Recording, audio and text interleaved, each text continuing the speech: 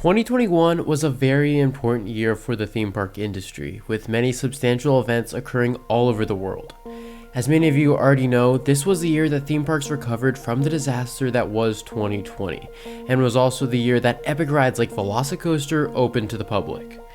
To say that 2021 was an influential year for coasters is an understatement. We saw many great things happen to parks all around the world, such as new rides opening, Disney resuming the sale of annual passes, and construction starting again on new parks such as Epic Universe and Lost Island. 2021 definitely had its pros, but at the same time, it wasn't free from negative events. The delay of SeaWorld's 2020 projects cast a shadow on the year that portrayed itself in every unfortunate event. Labor shortages forcing the parks to limit their operating season, mechanical failures on reliable rides, and lack of quality at parks still due to 2020 recovery. 2021 was a mixed year, with it being both good and bad, but in most cases it succeeded in being the bridge for parks to resume normal pre-pandemic operation. Even though we can clearly see all of the importance of 2021, 2022 is going to be the year that decides it all. This is why 2022 is going to be the most important year for coasters ever. So let's jump right into it. So what's so special about 2022? Well, there are three main reasons why 2022 is going to be the most influential year for the industry ever. Let's start off with the most obvious one. Number one, that is the coasters. Obviously, 2022 probably has one of the best coaster collections opening in the last decade. To put it bluntly, 2022 completely blows away some of the most recent years for coasters. In the US alone, we have several world-class coasters opening to the public, including Iron Gwazi, Pantheon, Icebreaker, Emperor, Cliffhanger, Defiance, Tron, Cosmic Rewind, the Funspot RMC, and Six Flags Magic Mountains Raptor. That's a pretty good coaster collection if you ask me. So the first reason 2022 is going to be an influential year for the theme park industry is the pure amount of coasters being added. Granted, some of the coasters are 2020 rejects, but nevertheless they're technically new rides. Like the saying goes, with great power comes great responsibility. These big expensive coasters better perform as expected to meet expectations. For example, if in the future Six Flags is interested with working with B&M again, it is imperative that Dr. Diabolical is a success. Considering it's the first time in a super long time that Six Flags worked with B&M, this coaster alone could definitely be put under a microscope. But it's not only Dr. Diabolical that will be paid attention to. Another coaster will be definitely watched closely, and that is Pantheon. Pantheon is a first of its kind attraction in the United States, and also the world. Everyone is going to be watching Pantheon for two main reasons. The first is to see how it compares to Velocicoatser, and the second is to see how reliable it actually ends up being.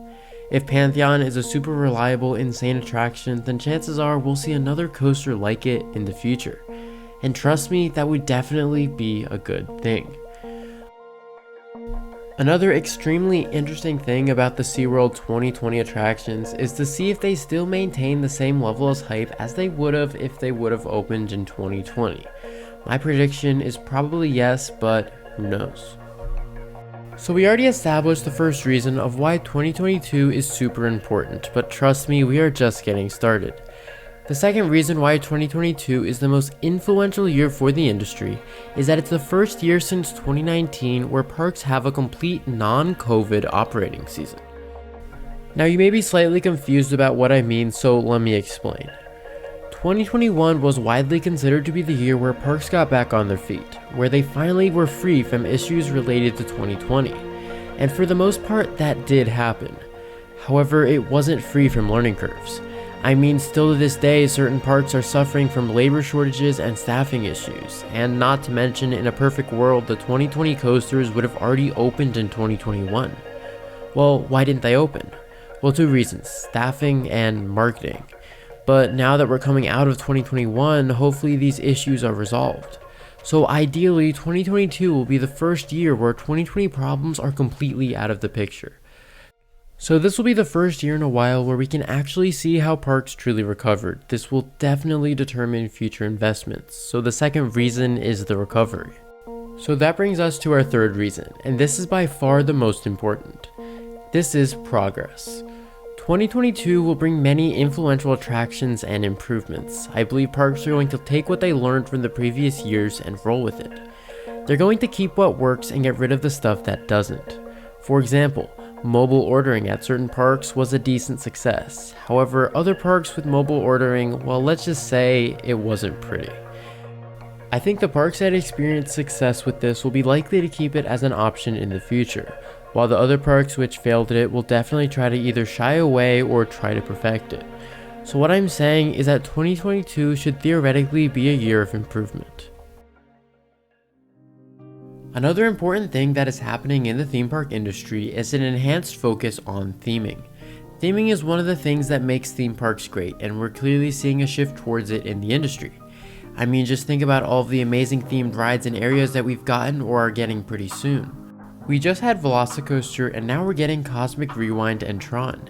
King's Dominion is updating an entire themed land, and Dr. Diabolical is rumored to have decent theming in the queue line. Cedar Point just added Snake River Expedition, and Six Flags Over Texas is getting a dark ride, and the list goes on and on. Theming is becoming a priority, and 2022 could be the year the parks realize that it's a great thing for them to invest in. In the future, I believe that it's very likely that theming rides and attractions will become a priority for all parks, not just Disney and Universal. But there's also one other reason why 2022 is going to be the most important year for theme parks, and I briefly touched on it earlier in this video. Like I said before, this is many parks' first year of quote-unquote normal operation since 2020. And even though last year may not have seemed like it, tourism was still desperately down. Parks encountered many financial issues, and many parks were operating at a loss. If a park was losing huge amounts of money for all of 2020 and 2021, 2022 will probably be the last year before drastic action has to be taken.